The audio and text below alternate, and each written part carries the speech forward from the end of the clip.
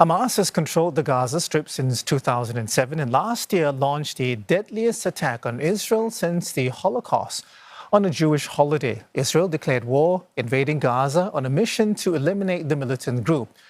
A year on, Gaza officials say close to 42,000 Palestinians have died, about a quarter of them children, and around 100,000 others have been wounded as well.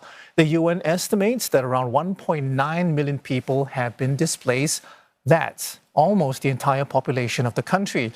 And there's next to nowhere for them to go. Most regions are now under Israeli evacuation orders amid ongoing military operations as well. All roads out of the besieged enclave are also blocked at the same time. The humanitarian crisis continues to deepen as Israeli forces press their offensive against Hamas and restrict crucial aid to the Strip.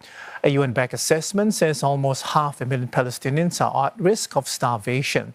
Around 50,000 children will need treatment for acute malnutrition by the end of the year. 12 months of war have also left Gaza's health system devastated, with more than half of its hospitals out of service.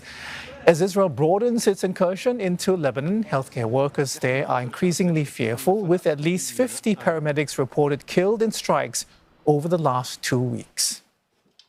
CNA's Teresa Tang spoke to Jan Laerke, a deputy spokesperson at the UN Office for the Coordination of Humanitarian Affairs, that he shared about the worsening humanitarian crisis in the Middle East, as well as a personal story that resonated deeply with him. One thing I got yesterday was a photograph from one Palestinian photojournalist that we have worked with in the past, who lives and comes from Gaza. And that was a picture of a little girl and her mother. And this little girl had a horrible, horrible scar across her face. One of her eyes were missing. This was due to an earlier attack that happened while she was in school. It's a shocking photo. But when I stayed with that photo, I could see her mother behind, and she was combing her hair gently, and she had a smile on her face. And it was this amazing ability to live on, still take care of your children. And it just kind of beamed out of that photo, the love that the mother had for this child. And at the same time, the tragedy that is in front of that little girl in the future. One eye has lost, a horrible scar, skull fracture that happened to her. So it is deeply, deeply tragic on a very personal level for people living there. Just a month into the war, Antonio Guterres described Gaza as a graveyard for children. UNRWA estimates today there are 625,000 school-aged children who are traumatized from all of this conflict. Jens, how do you begin to heal these psychological wounds? You begin by stopping the mayhem. Nothing is going to get better before it stops getting worse. So we need an immediate ceasefire in Gaza. That is the only one thing that can really change the situation. Now, we've been calling for that for a very long time. You mentioned my boss, Antonio Guterres, speaking about graveyard for children. We have called it a hell on earth. We have called it so many things. We have used, I would say, the strongest words in our vocabulary to try to make people understand that this has to stop. Well, we haven't been able to do that until now. As humanitarians, we don't give up.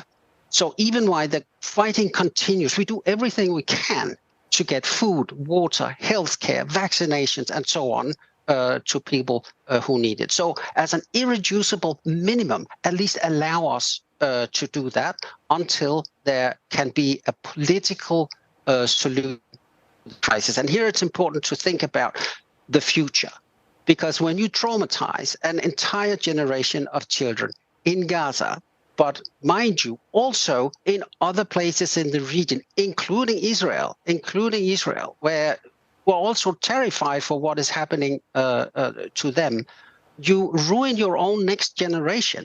So you need to stop the fighting first before the healing can begin. You talk about the future, and it's clear the war is taking on a different shape now. We're seeing more violence erupting between Israel and Hezbollah, Iran as well. How concerned are you that global attention is going to shift to these other hotspots and perhaps overshadow the suffering in Gaza? Well, we are deeply concerned about this crisis engulfing the entire region, and we have seen those signs from the very beginning of this. We have seen Yemen being involved, Iran, you mentioned, of course now Lebanon, where we have a ground incursion into southern Lebanon. Bombs are falling in Lebanon as well. There's about 1 million people in a small country like Lebanon with 5.5 million people. 1 million people who are directly affected or displaced. There are even Syrians who lived in Lebanon who are fleeing back to Syria from where they fled in the first place from the war there, because they consider it for there. So we're deeply concerned by this escalation, where one attack becomes a pretext for the next attack. And it's a never-ending vicious cycle that just spins downwards. And the real victims of this are civilian population, the children, the families, and so on.